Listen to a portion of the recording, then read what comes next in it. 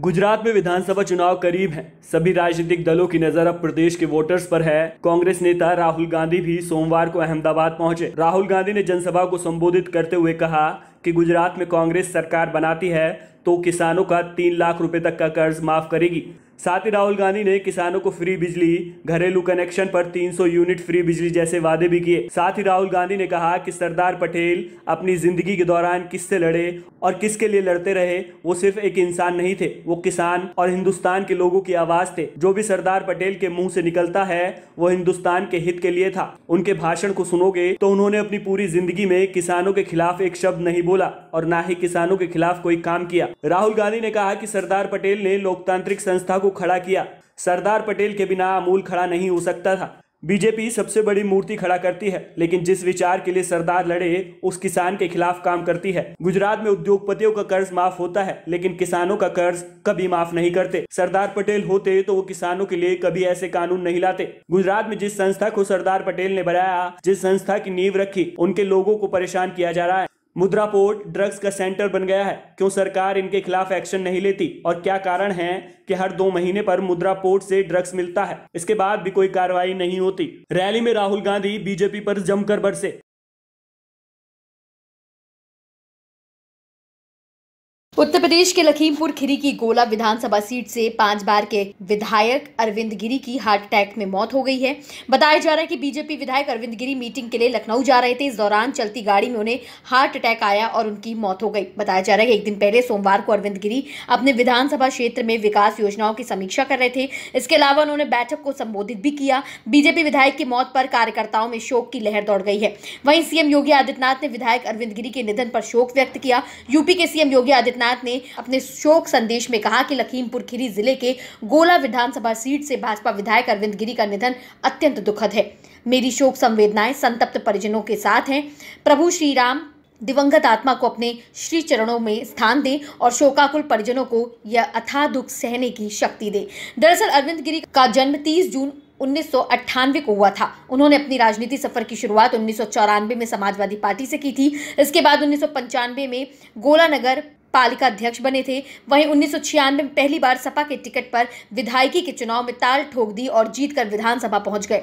साल 2000 में उन्होंने दोबारा गोला नगर पालिका परिषद का चुनाव लड़ा और अध्यक्ष बने। वहीं साल 2002 में एक बार फिर वह सपा के टिकट पर मैदान में उतरे और दूसरी बार विधायक बने। वहीं 2007 में नगर पालिका परिषद गोला के अध्यक्ष पद पर पत्नी सुधा गिरी को जिताया। इसके बाद फिर 2007 में तीसरी बार विधायक बने। 2012 के विधानसभा चुनाव में भी वह बसपा के टिकट पर विधायक बने। इसके बाद 2017 में अरविंद गिरी ने भारतीय जनता पार्टी का दामन थाम लिया और टिकट लेकर चुनाव मैदान में उतरे। इस बार भी जीतकर वह गोला विधानसभा से चौथी बार विधायक बने। वहीं 2022 विधानसभा चुनाव में भी अरविंद गिरी ने बीजेपी के टिकट पर चुनाव लड़कर जीत हासिल की। 5 बार के विधायक अरविंद गिरी का सियासी कद यूपी की सियासत में काफी बड़ा था। क्षेत्र की जनता ने भी उन्हें भरपूर समर्थन दिया और 5 बार विधानसभा भेजा।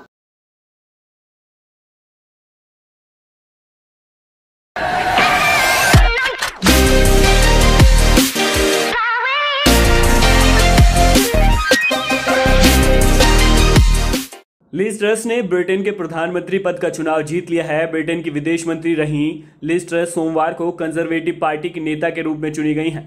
उन्होंने पूर्व वित्त मंत्री ऋषि सुनक को हरा दिया। ट्रस बोरिस जॉनसन की जगह लेंगी। वो मार्गरेट थ्रेचर और थेरेसा के बाद यूनाइटेड किंगडम की तीसरी महिला प्रधानमंत्री होंगी जो उनकी कंजर्वेटिव पार्टी से हैं। परिणामों की घोषणा करते हुए 1922 समिति के प्रमुख सर ग्राहम ब्रेडी ने कहा कि ट्रस ने सुनक के 60,399 मतों की तुलना में 81,326 मत या 57% अधिक जीते हैं। उन्होंने कहा कि 1,70,000 से अधिक पंजीकृत पार्टी मतदाताओं में से 82.6% मतदान हुआ। इस मौके पर अपने संक्षिप्त संबोधन में ट्रस ने पार्टी को इतिहास के सबसे लंबे समय वाले नौकरी साक्षात्कार आयोजित करने के लिए धन्यवाद दिया। साथ ही साथ उनके समर्थकों का भी आभार व्यक्त किया। उन्होंने अपने प्रतिद्वंदियों विशेष रूप से सुनक की प्रशंसा करते हुए कहा कि अभियान कठिन था और इसने पार्टी में प्रतिभा की गहराई को दिखाया। वहीं ट्रस की इस जीत पर भारत के प्रधानमंत्री नरेंद्र मोदी ने भी बधाई दी है। पीएम मोदी ने ट्वीट कर लिखा कि यूके का अगला पीएम चुने जाने के लिए लिज ट्रस को बधाई। मुझे विश्वास है कि आपके नेतृत्व में भारत यूके के बीच रणनीतिक साझेदारी और मजबूत होगी। आपको आपकी नई भूमिका और जिम्मेदारियों के लिए शुभकामनाएं। दिल्ली के मध्य जिला की स्पेशल टास्क पुलिस ने भारत के सबसे बड़े वाहन चोर को गिरफ्तार किया है। पकड़े गए आरोपी की पहचान असम निवासी अनिल चौहान के रूप में हुई है। पुलिस की पूछताछ में आरोपी अनिल ने खुलासा किया है कि 1990 के दशक से अब तक वो 8,000 से भी ज्यादा कारें चोरी कर चुका है। बताया जा रहा है कि उसके खिलाफ दिल्ली, यूपी, हरियाणा और असम समेत बाकी राज्यों में कुल 181 मामले दर्ज होने का पता चला है। इसमें 140 मामले दिल्ली में ही दर्ज है। वाहन चोरी के अलावा अनिल को हथियार और गैंडे के सींग की तस्करी के लिए भी जाना जाता है। बता दें कि अपनी राजनीतिक पहुंच की वजह से अनिल असम का क्लास 1 सरकारी कॉन्ट्रैक्टर भी रहा है। वर्ष 2015 में प्रवर्तन निदेशालय ने आरोपी अनिल के खिलाफ मामला दर्ज कर इसकी सारी संपत्ति को जब्त कर लिया था। अब पुलिस इससे पूछताछ कर मामले की जांच कर रही है। मध्य जिला पुलिस उपायुक्त श्वेता चौहान ने बताया कि पिछले काफी समय से जिले का स्पेशल स्टाफ हथियारों की तस्करी करने वाले लोगों की जानकारी जुटा रहा था। इसी कड़ी में इंस्पेक्टर संदीप गोदारा, हवलदार दिलशाद और अन्य टीमों को सूचना मिली कि वाहन चोर और हथियारों का बड़ा तस्कर अनिल देशबंधु गुप्ता रोड इलाके में आने वाला है। आरोपी को 23 अगस्त को देशबंधु गुप्ता रोड इलाके से चोरी की बाइक, एक पिस्टल और 2 कारतूस के साथ गिरफ्तार कर लिया गया। पुलिस ने आरोपी को रिमांड पर लिया। आरोपी की निशानदेही पर 5 पिस्टल, 5 तमंचे और चोरी की भी एक कार बरामद हुई। पुलिस की पूछताछ में आरोपी ने बताया कि दिल्ली से 12वीं करने के बाद उसने वर्ष 90 के दशक में कारें चोरी करना शुरू कर दिया था। पहली बार उसने मारुति 800 चोरी की। इसके बाद लगातार दिल्ली की कारें चोरी करने के बाद उनको उत्तर पूर्वी राज्य ले जाया करता था, जहां उसकी पहचान मिटाने के बाद उनको बेच दिया जाता था। पुलिस के मुताबिक देश के सबसे बड़े कार चोर कहे जाने वाले आरोपी ने 3 शादियां की है। वो 27 साल से आपराधिक इतिहास में 2 बार गिरफ्तार हुआ था।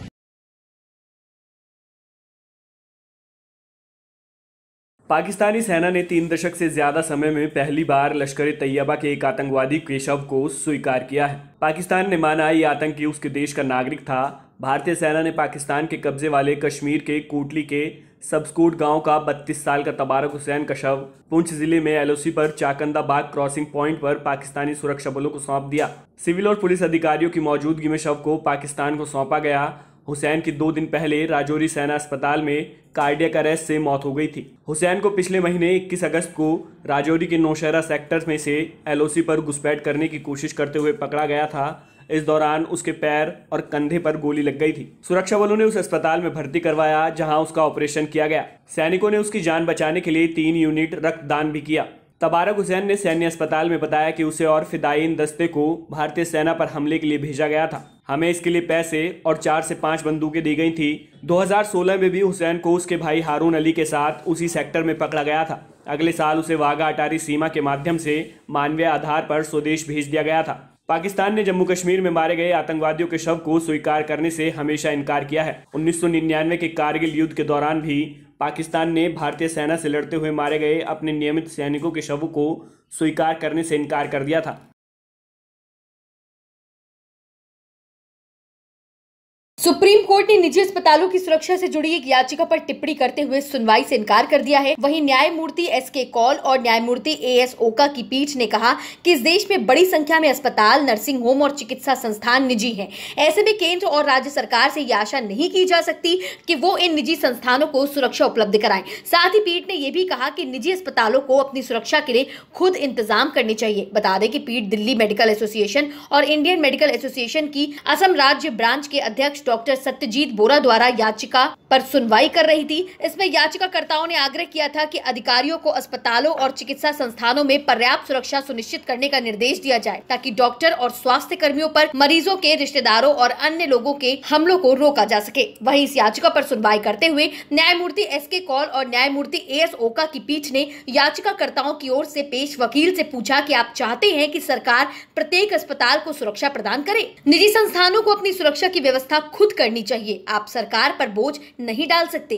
गौरतलब है कि अदालत की फटकार के बाद याचिकाकर्ताओं के वकील ने कहा कि वो अपनी याचिका में जरूरी संशोधन के बाद संबंधित दस्तावेज जमा करेंगे। पीठ ने याचिका पर सुनवाई करने से इनकार करते हुए कहा कि हम याचिका पर विचार करने के इच्छुक नहीं हैं, क्योंकि इसमें विवरण का अभाव है। साथ ही पीठ ने कहा कि आगे भी हम इस तरह की मांग वाली याचिकाओं पर सुनवाई करने के इच्छुक नहीं हैं।